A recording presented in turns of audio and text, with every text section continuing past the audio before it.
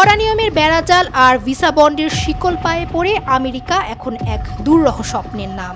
কেননা দেশটিতে ভিসা পেতে হলে গুনতে হবে বিশাল অঙ্কের টাকা। তবে টাকা দিলেই যে ভিসা পাওয়া যাবে তাও অনিশ্চিত। এক বিশেষ উদ্দেশ্যে বাংলাদেশিদের প্রতি এক কঠোর তৎপরতা চালাচ্ছে ট্রাম্প প্রশাসন, এমনটাই শঙ্কা এখন বিশ্লেষকদের। মার্কিন পররাষ্ট্র দপ্তরের ভ্রমণ বিষয়ক ওয়েবসাইটে গত মঙ্গলবার জানানো হয়েছে, যুক্তরাষ্ট্রে প্রবেশের আবেদনের ক্ষেত্রে ৩৮ দেশের নাগরিকদের বাধ্যতামূলক প্রায় 18,35,000 টাকা গুনতে হবে।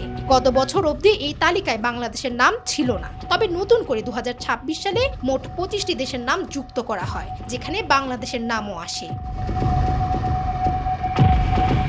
এ খবরের পর অনেক বাংলাদেশি ভিসা প্রত্যাশী নিরাশ হয়েছেন। মার্কিন পররাষ্ট্র দপ্তরের ওয়েবসাইটে প্রকাশিত তথ্য অনুযায়ী নতুন করে যুক্ত হওয়া দেশগুলোর জন্য এই বন্ডের শর্ত 21 জানুয়ারি থেকে কার্যকর হবে। মার্কিন কর্মকর্তারা $5,000 থেকে $15,000 পর্যন্ত এই ভিসা বন্ড বা জামানতের বিষয়টিকে সমর্থন করেছেন। তাদের দাবি, সংশ্লিষ্ট দেশগুলোর নাগরিকেরা যাতে ভিসার মেয়াদ শেষ হওয়ার পর অতিরিক্ত সময় অবস্থান না করেন সেটি নিশ্চিত করতে এ পদ্ধতি কার্যকর ভূমিকা রাখবে। অন্যদিকে আরেক ভয়ের বিষয় হলো, এ জামানত জমা দিলেই যে ভিসা পাওয়া নিশ্চিত হবে তা নয়, ভিসা বাতিলও হতে পারে। যদি ভিসা আবেদন বাতিল হয় বা ভিসা পাওয়া ব্যক্তির ভিসার সব শর্ত মেনে চলেন, তবেই ওই অর্থ ফেরত দেওয়া হবে।